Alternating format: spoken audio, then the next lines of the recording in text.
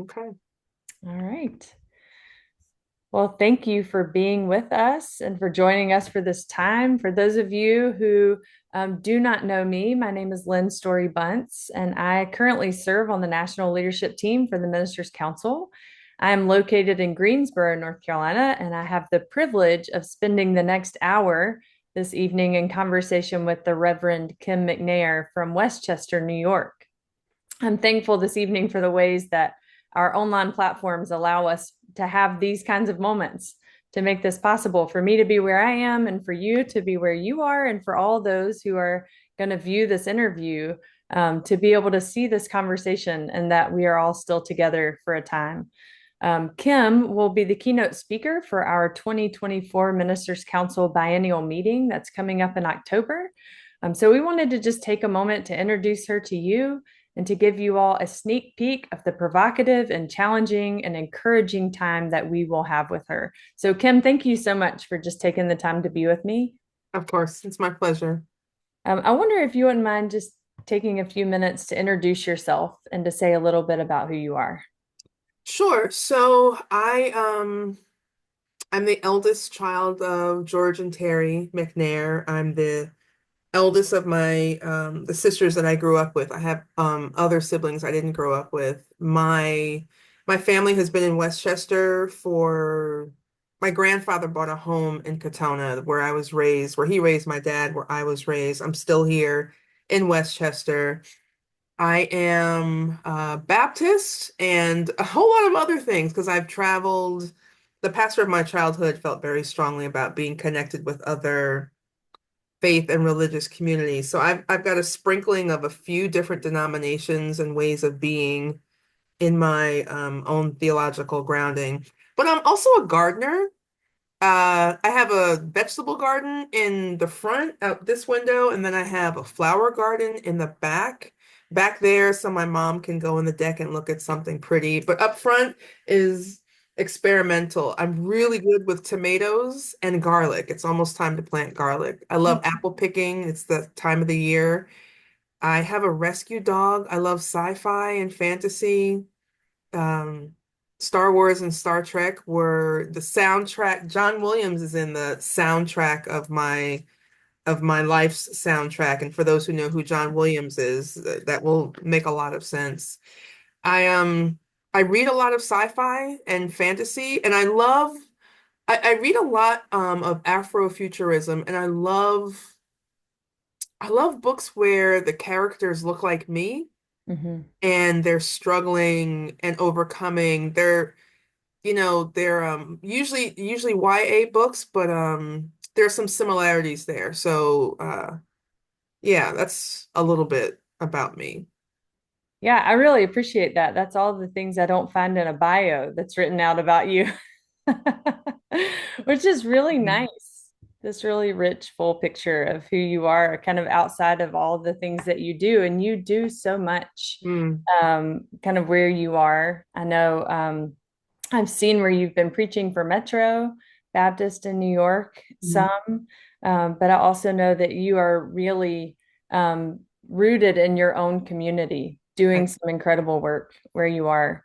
You currently serve as the director for social transformation at my sister's place in Westchester, New York. Mhm. And I'm aware that we're approaching Domestic Violence Awareness Month and Right. just wonder, what do you want people in our communities and our churches to know about domestic violence that we probably don't know? I think for me, it's knowing the role the church has actually played in perpetuating the violence. Mm, And if they've got that understanding, that foundation of understanding, then they know that there are things that need to be undone. mm, And by perpetuating it, I don't mean that, well, now that I'm about to say this, I don't mean that preachers and people in prominent positions in religious communities encouraged violence. However, if they didn't discourage it, then they were promoting it. So when we can take a Bible verse, for example, and focus on wives be obedient to your husbands.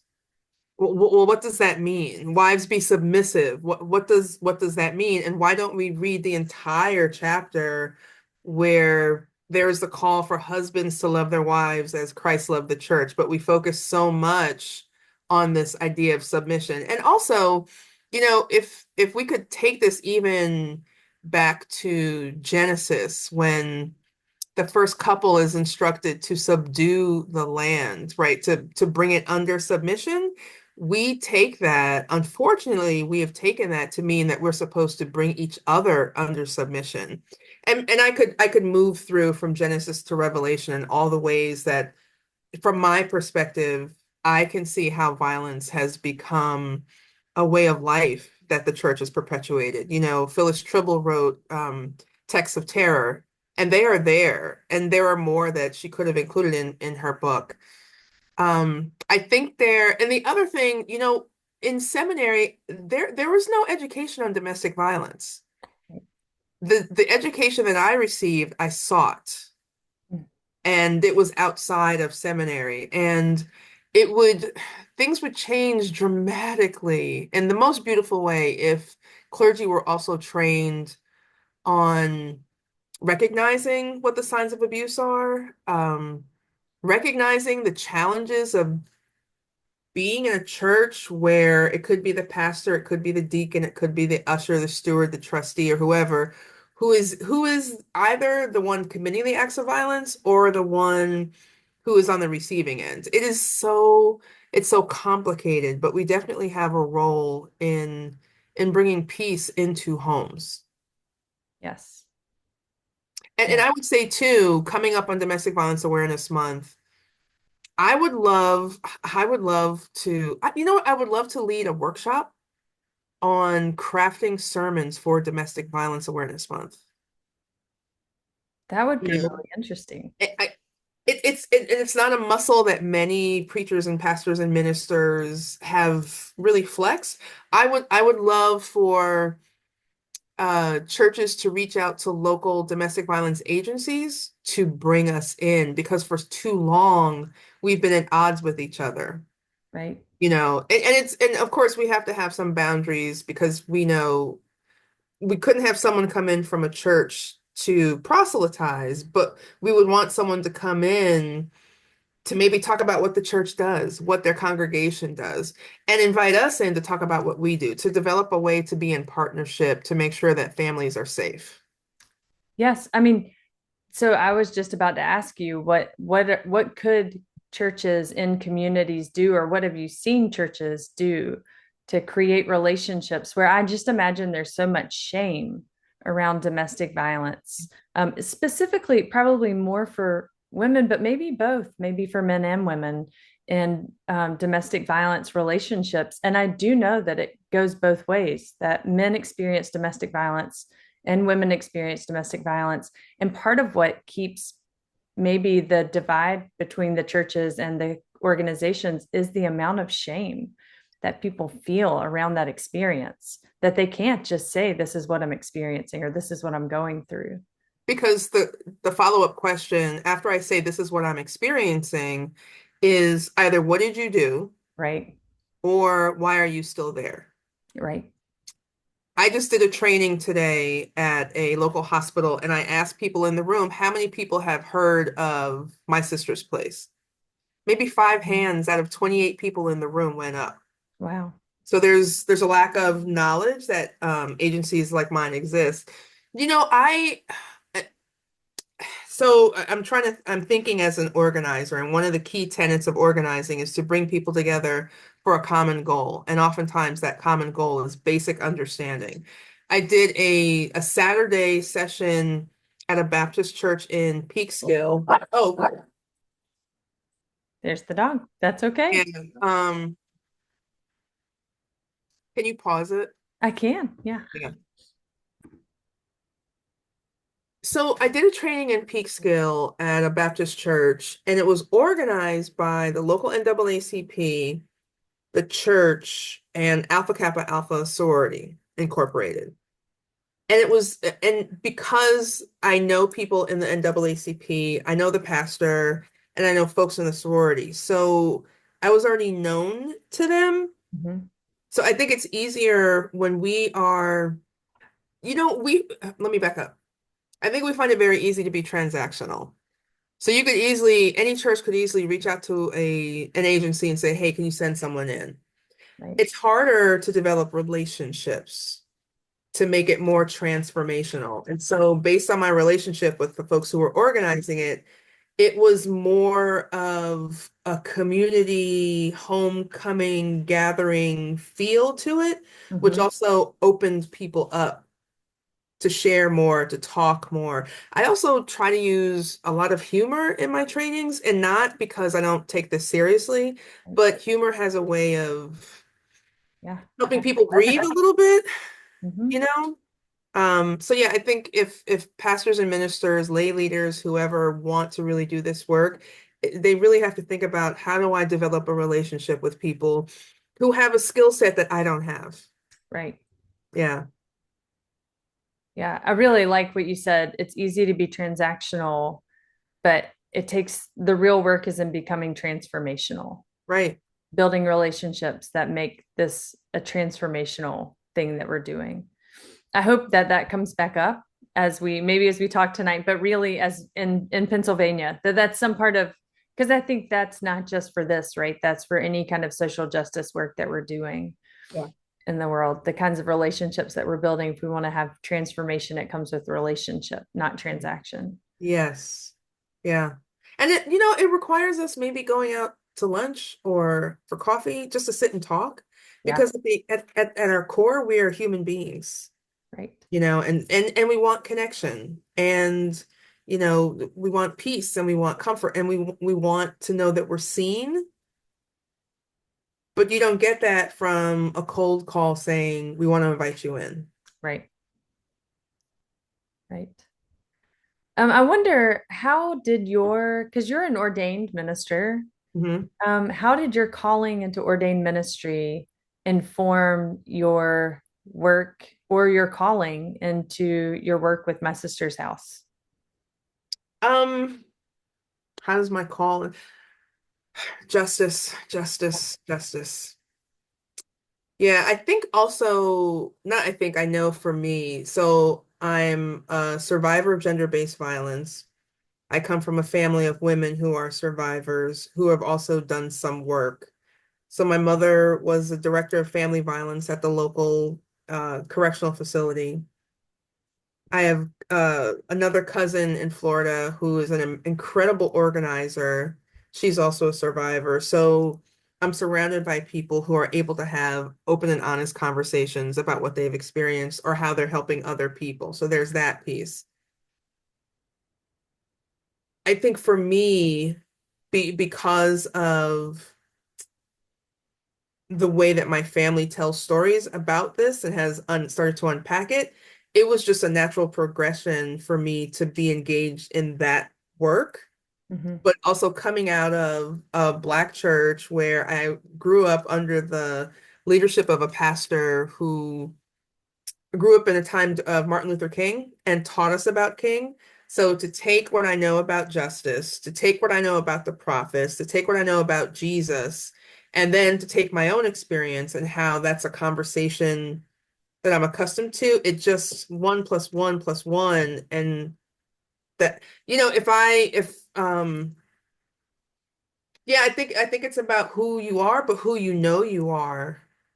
And so that's how my my call informs the work I do at my sister's place. Yeah. Yeah. And I realized after I said it that I said My Sister's House. We have a place here called Mary's House, Oh, which does okay. similar work. Okay, And so okay. I apologize. How does your work with My Sister's Place in reverse inform the way that you understand the call to ordain ministry with more traditional kind of churches and congregations? That's the question. I saw that question and I thought, I don't know how to answer this one. I mean, it obviously does. So it's yeah, at my sister's place and in this work, we talk a lot about power and control. Mm, And in my anti-racist work, we talk a lot about power and how power is cemented. when I am preaching, I am, or I don't know, do we say doing ministry? Like when we're doing ministry?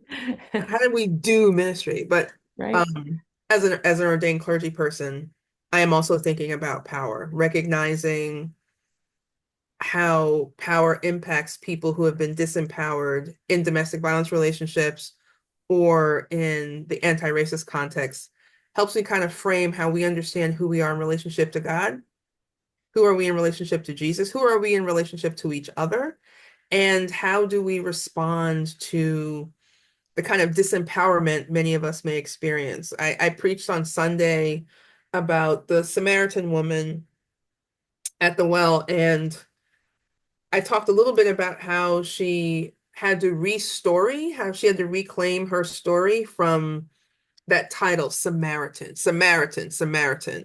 It's not dissimilar now that I'm thinking about it. It's not dissimilar to how when I was a volunteer at the facility, how the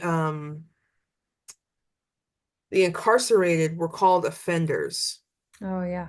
right? So if you constantly hear you're an offender, you're an offender, you're a Samaritan, you're a Samaritan, basically what I was saying on Sunday is you have to take the pen away from people who are writing your own story because they don't have power over your story. Yes. And that I think that's the that cross stream between the ministry work and my sister's place, understanding power and how we respond to it. And that's really powerful, not to keep using the word power, but it is to think about the ways that other people that we sometimes we give away power to folks who Yep, who want to write our story for us.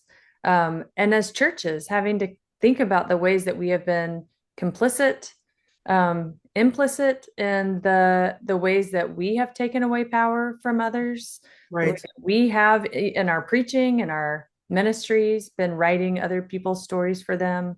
That's really powerful for, I think, for pastors, for communities to be considering what it means to listen to other people tell their stories and to Yes, allow that to rewrite the way that we have heard stories, maybe incorrectly.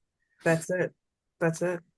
A lot of the folks who are going to be at the retreat where you are coming are people who work in more traditional settings of Mhm, ministry. Not all of them, but some are. And you have this really um, beautifully woven ministry of both being in the community, having your feet planted, very grounded in community, while also still having your heart and your hands and your feet in the church mhm. and in communities of faith. And so I just wonder for those who are in more traditional ministry contexts, who are discerning how best to approach difficult social topics in diverse congregations or settings. I know you've put a lot of your experience into words from the pulpit and Mhm. in workshops and in teaching.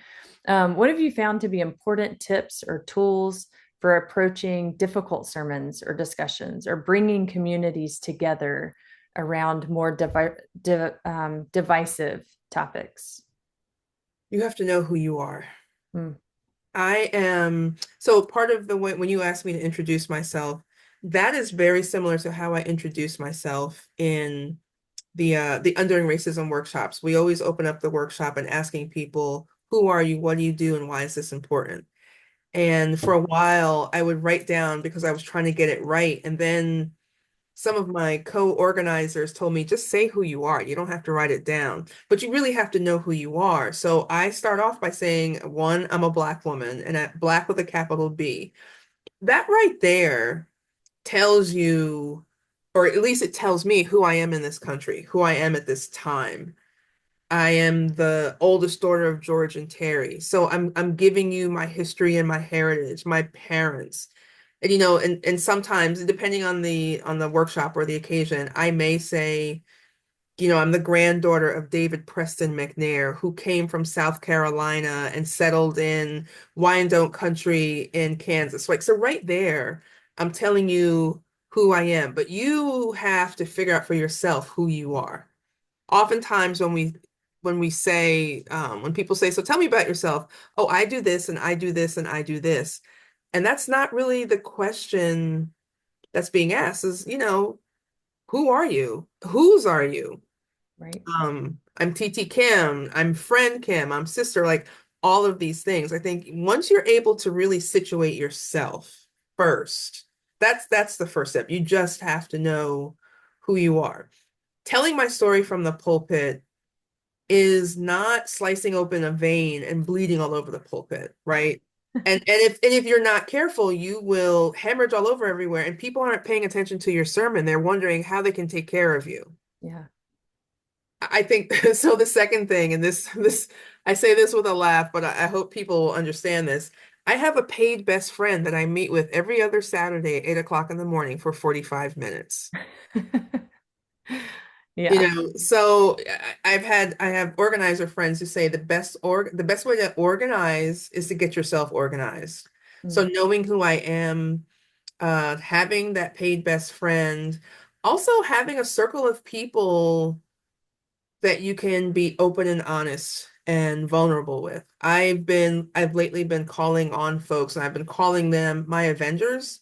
Hmm. When I reach out to someone, I say, okay, let's assemble. And that could be Friday night at our favorite restaurant or whatever. But also having people around you to support you and also to maybe check you on your stuff because we need Yeah. that too. Yeah. Yeah, that's all really, really good advice. I'm writing it all down. Um, when you think about it as community, so a lot of that I heard as individual, and I thought, oh, this absolutely becomes applicable to community because if we're going to be pastors who have to know who we are, leading congregations to do important work in the world, then they need to know who they are too. So how do you, this was not on the sheet, so I'm Ah, going to throw okay. this at you. um, so those were excellent tips for individuals. How would you translate that to how we help our communities know who we are, own who we are, knowing that not everyone in that community believes the exact same thing, Well, I think right there, not everyone in the community has to. right? So we give people space to, and it's not even, people say, well, we're just going to have to agree to disagree. It's not that because that can be very crass. It Right. can also be an escape hatch. And when you jump through that escape hatch, the thing that you were agreeing to disagree on is still there. So it is, I'm thinking now about the team that I supervise. It requires listening and listening from zero. We listen to jump in, but we don't listen to learn. Mm.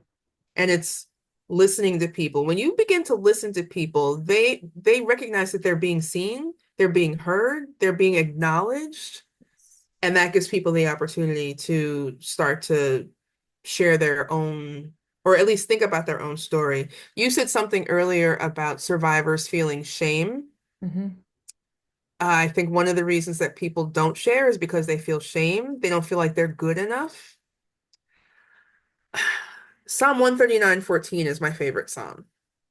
And I love Will Gaffney's translation. Most texts say fearfully and wonderfully, and she translated wondrously. Hmm. It just says a lot about who we are internally and externally. Right. Um, honestly, it's the same thing. To be honest about the fact that I have a therapist, that can be a relief for people because for some reason, somewhere along the way, people got this idea that pastors and preachers and ministers are infallible, and then we got the idea that we have to live up to the pedestal that people put us on. No, let's just do away with those pedestals and let people know that, yeah, I don't jump into my pants from the other side of the room. You know what I mean? Like I have a Yeah. dog that barks at the worst times. Like it's just, I'm human like everybody else. But but Yeah. but I also will say, and going back again, there is a way to let people know we're human without letting them feel like they have to take care of us Right. in that. But like when I'm crafting a sermon and I know I'm going to share something, I am so clear and okay. There's a lot of things I don't share Right. because I don't need people to take care of me, and also because not everything is everyone's business. Right. But people they know I'm human. Yeah. That's a good word to anybody who is ministering in a community.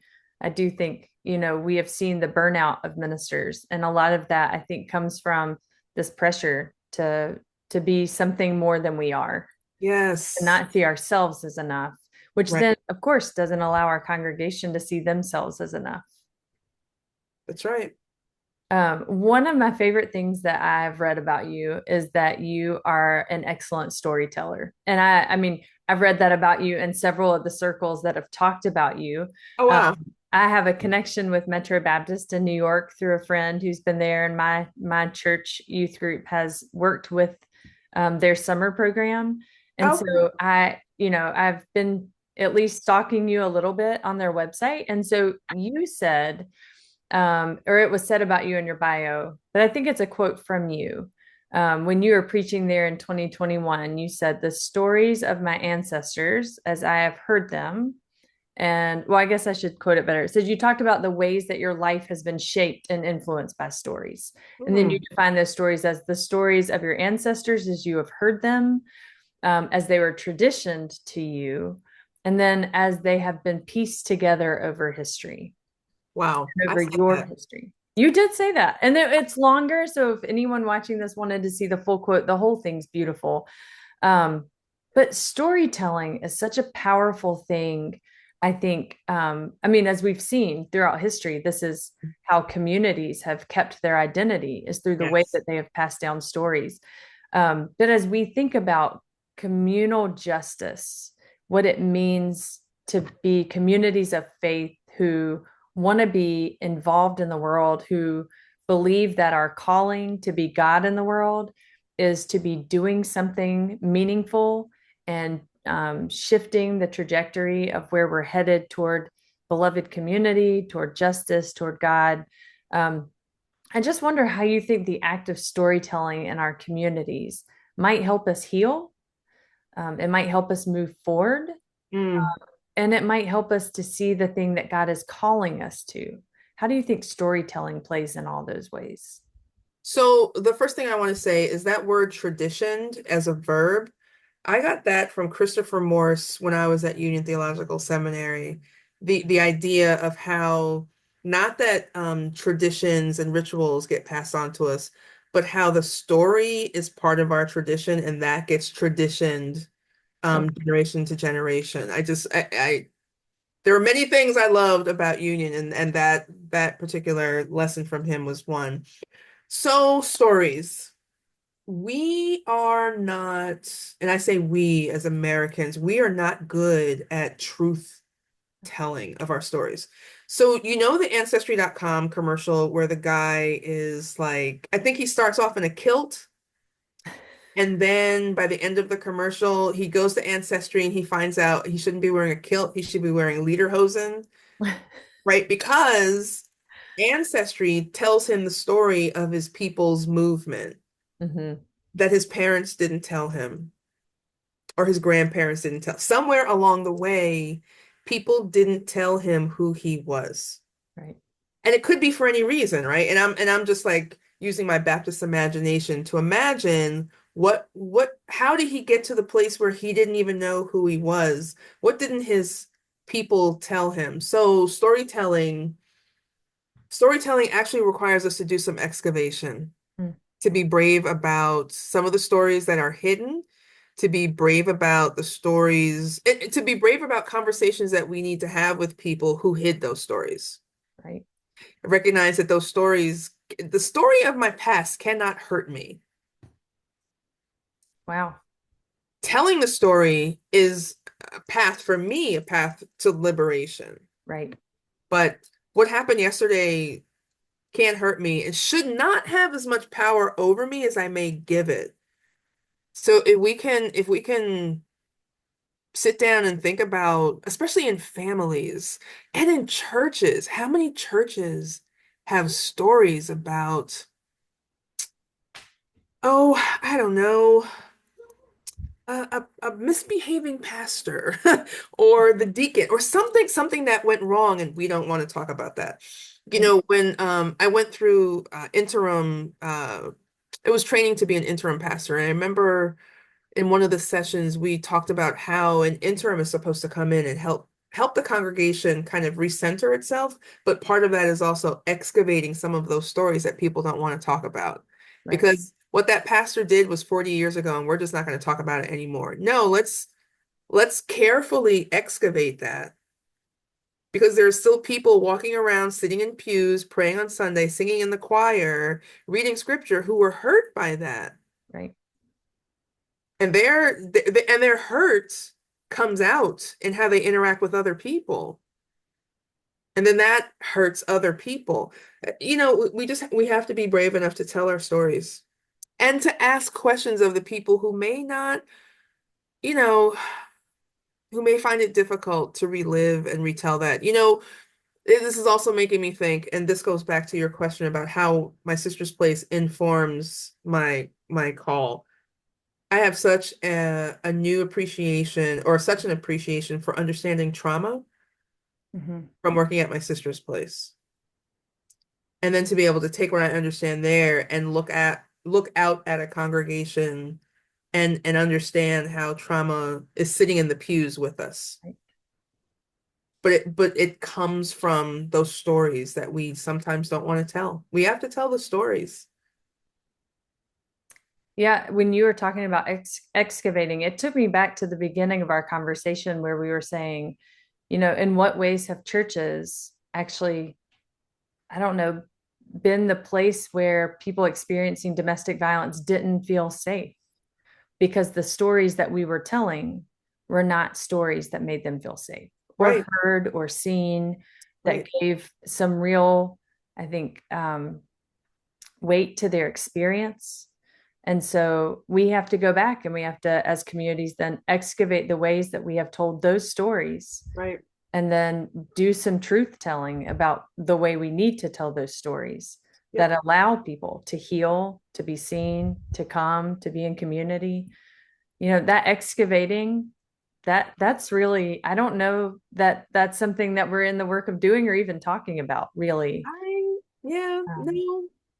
No, no, I mean, you know, I could give you the name of my therapist. She's a good excavator. She's a great archaeologist.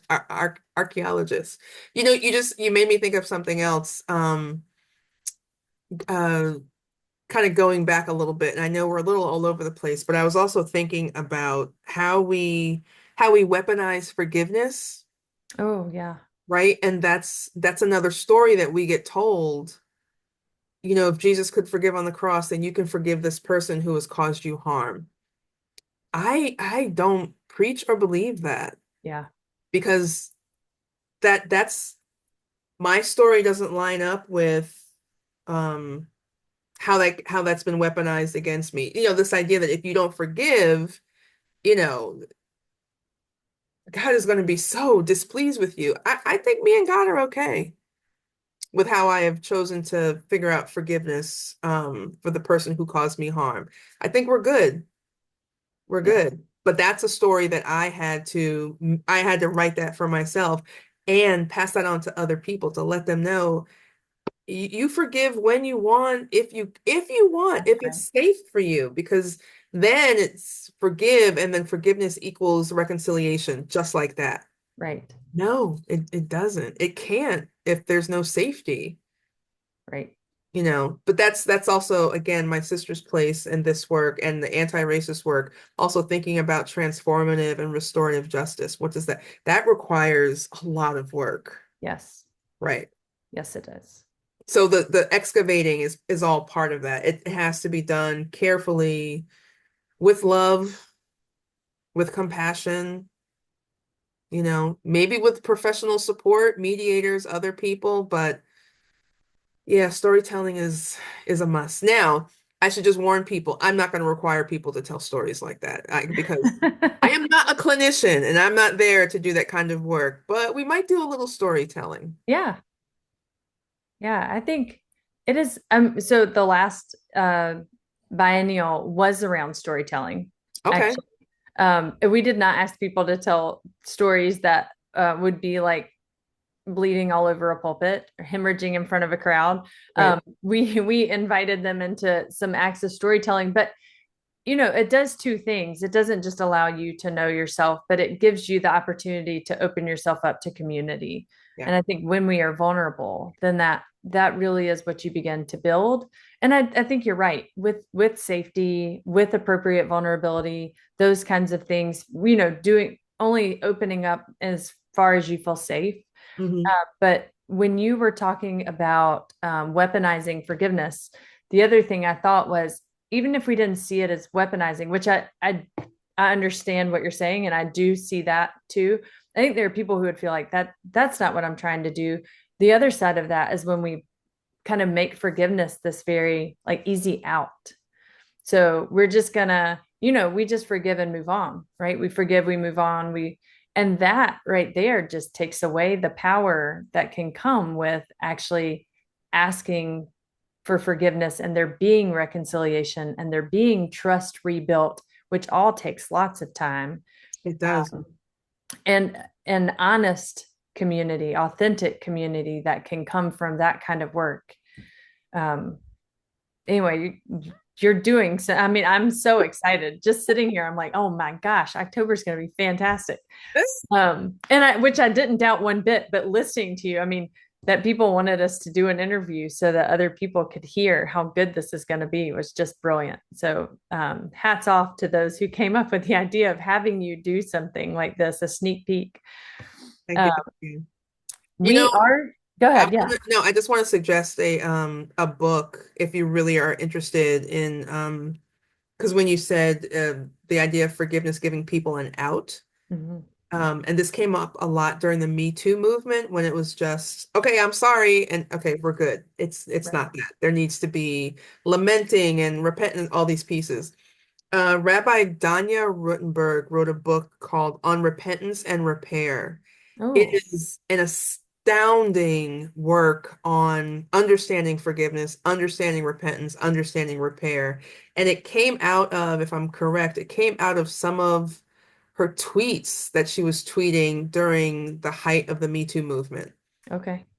She's a she's like my favorite rabbi. Brilliant scholar, amazing woman, but that book is, I think it's a must-have for anyone's shelf.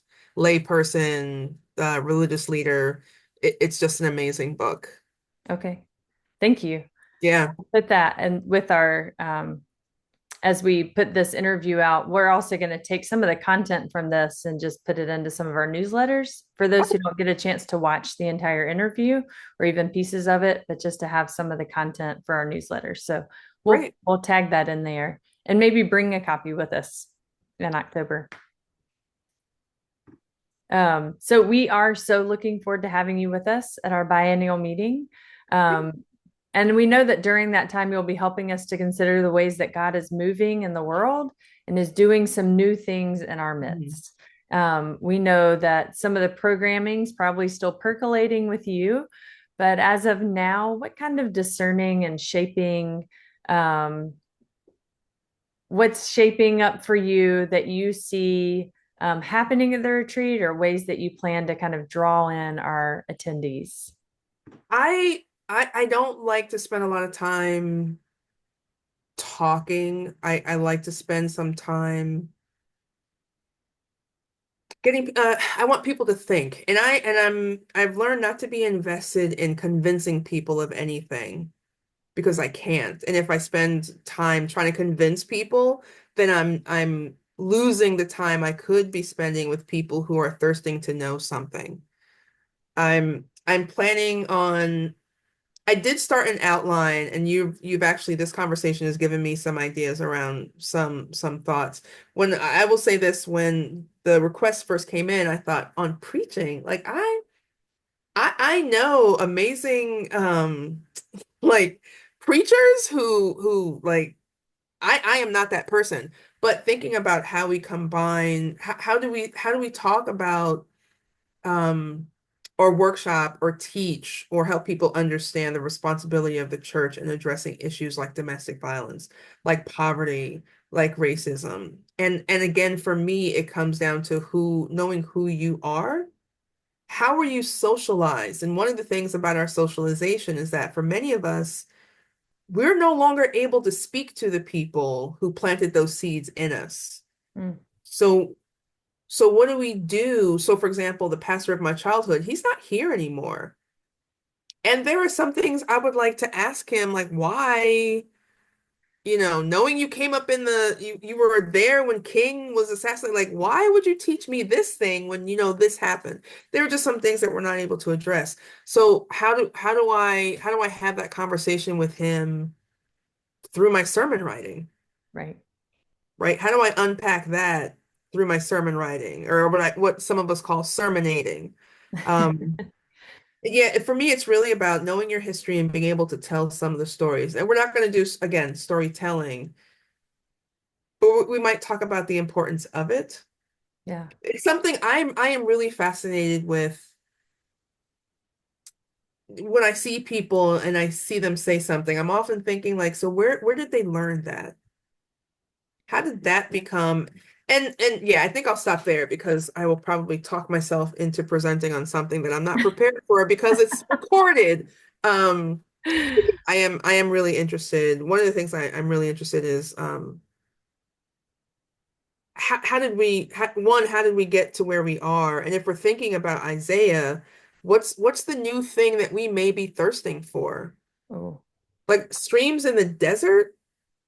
So where's my life so parched, so dry, so barren that I'm thirsting for that stream of God to come through? We'll see. that's really good. Well, it's recorded, so now I'll remember. I'll just That's rewind and great. watch. We're gonna hold you to this. No, that's so good. Because I think that's both individual and communal, right? We Yes. look around us, and we can name, if you had us name it as soon as we arrived, where are the places where you have seen deserts in your midst?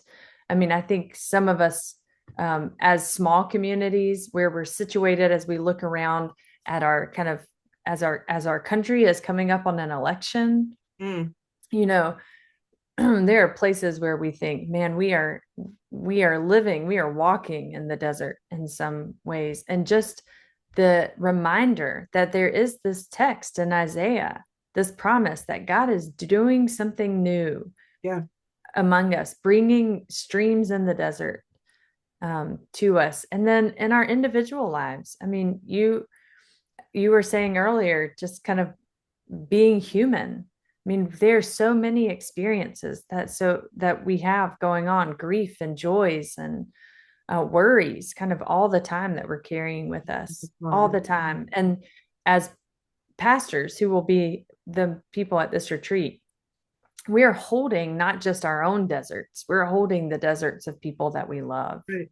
That's right. too. And so I look forward to this invitation to be, um, seeing the places where God is doing something new and thinking about the ways that God is providing streams in our deserts.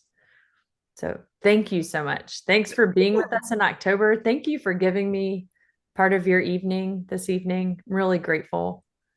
I loved it. This was nice. This was nice. It was. I look forward to being with you in Pennsylvania. Yes, same. So we will see you I soon. need to I need to get to planning and writing now because